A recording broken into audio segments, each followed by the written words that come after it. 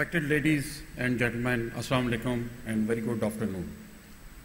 I am Brigadier Kashif from Pakistan Army, and in the next 15 minutes I have been assigned the responsibility to share with you the views of Syndicate Alpha on the topic as flashed.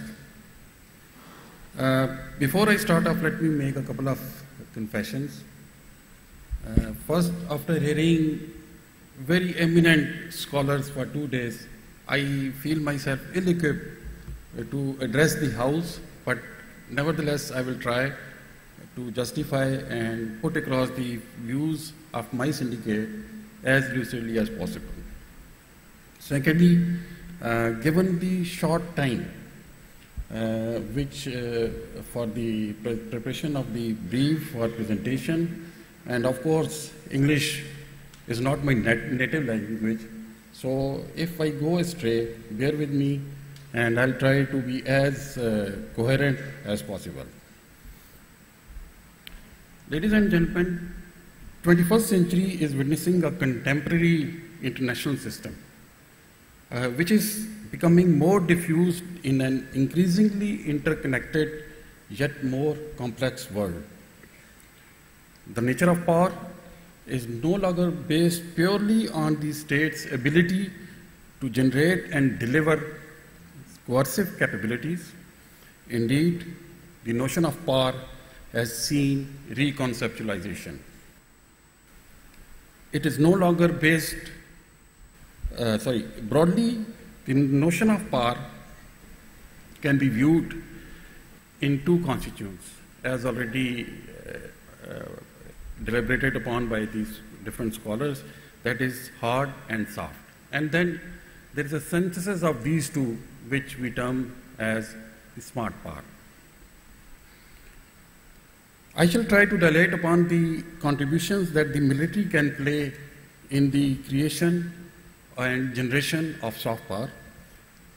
As Joseph Nye said, that soft power is basically an endeavor where the target audience, they take actions as per your directions. But it's not a new phenomenon. Military forces around the world have been exercising soft power in support of national interests for many years. The spectrum covered by the military forces is quite wide, from traditional role to undertaking innovative military means and ensuring that the national interest of the government is guarded without really using the coercive actions. Now, having said that, I'll talk about the notion of power and how a country looks at it. As per Hans Morgenthau, a nation has a population, and the government, it has monopoly over the population. And then the government, they set certain national interests, core interests, and for that core interest, they aspire to ensure that they have requisite power to secure those interests.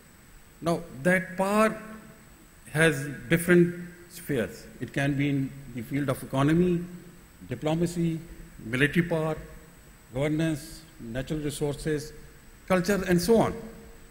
There are many things which can be attributed as the national power of a country. So within that power pyramid, I think military power, it plays a very vital role in ensuring that the core interests of the state, they are safeguarded. Once we narrow it down to the military power, it has both, yes, traditional military force that is used as an instrument of hard power, and then the changed notion of security and multiple dimensional threats demand projection of soft power by the military forces.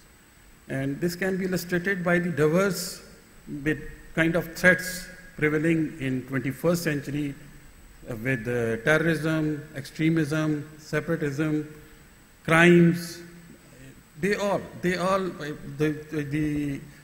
threat scenario has become so diffused that military cannot remain isolated, and they have to deal with them in one way or the other. Here I would like to quote Anthony Foster in his book, Reshaping of Defense Diplomacy.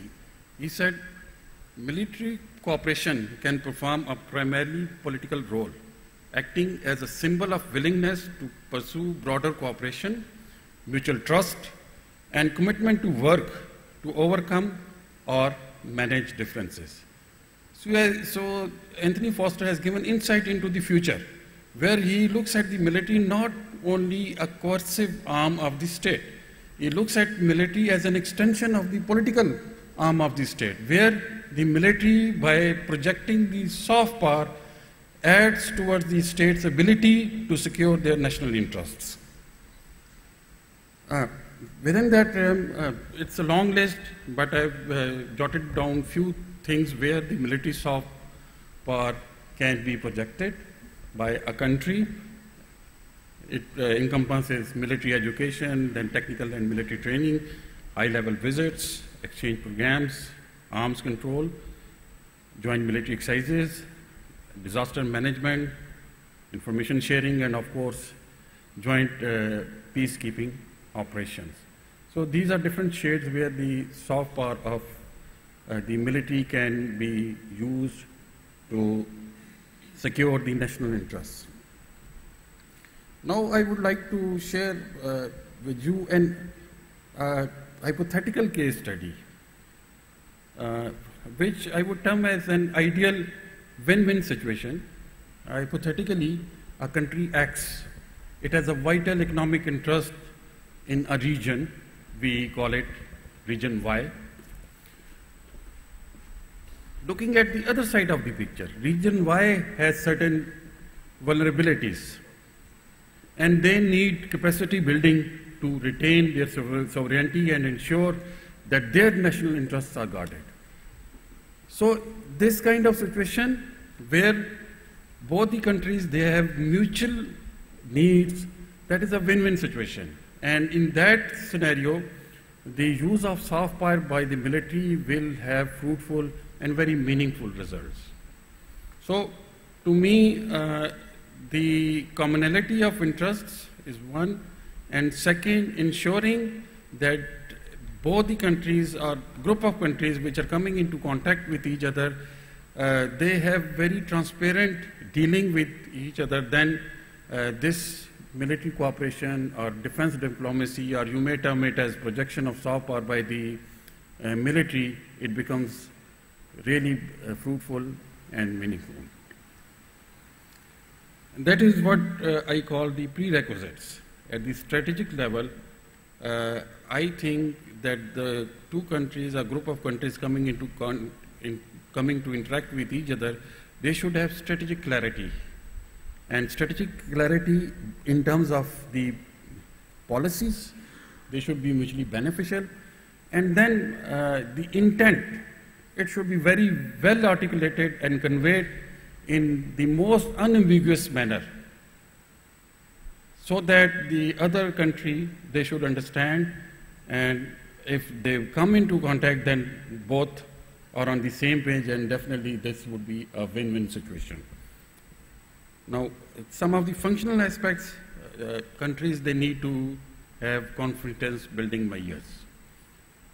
And then a mutual respect for each other. Every nation, it requires a degree of respect from others, and they expect it, and they should be given. If it is not there, then I think this instrument of soft power may not have the kind of influence which the other country desires. Here, I would like to give you my take on the subject, and that is most of the countries in the developing world, they have an extensive historical background of colonization, and they look towards the developed countries with a kind of a doubt and skepticism, and they look at their initiatives as maybe a kind of intervention into their sovereignty. So this aspect needs to be understood by the developed countries, that while dealing with the developing countries, they need to really put in sincere efforts to ensure that this kind of doubts prevailing in the minds of many, they are eradicated. And here, in some of the instances, we see that the country which is using this softer image of military, sometimes they start patronizing and trying to boss the relationship with the other military. So some people may understand it, but maybe majority of the other country, they may not understand, and they may take it as an intervention into their sovereignty. So here my take is that this use of military for projecting soft power, it should be based on sincerity, equality, and ensuring that the interests of both the states, they are well guarded. In the domestic scenario, this is my last slide. I would like to give the example of the Sri Lankan Army and Sri Lankan Defense Ministry, which instituted a very comprehensive strategy for the rehabilitation after the end of 30 years long struggle. And this is a model which my country also took from Sri Lanka. It's also part of the defense diplomacy, and Sri Lankan extended this to us. We studied and we found it very comprehensive and equally applicable to the environment in my country. And we implemented the same, of course with slight modifications because of our own socio-culture environment, and this has proved successful in Pakistan also. So this is yet another example where military to military cooperation or defense to defense cooperation resulted in a situation where one country has benefited from the other. And I will again term it as a win-win situation for both. So that is the last slide, and lastly I would say that military is definitely an intrinsic part of policy making in today's world.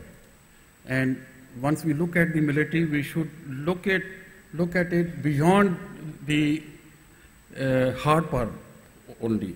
It's not only hard part. Military is part of the power which a country it acquires over a period of time, and it aspires to enhance it.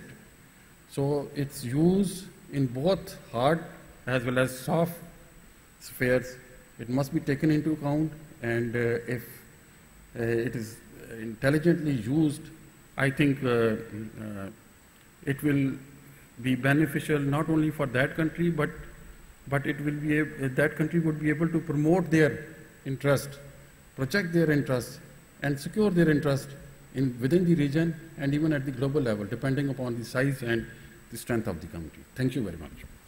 Thank you, Brigadier Curry.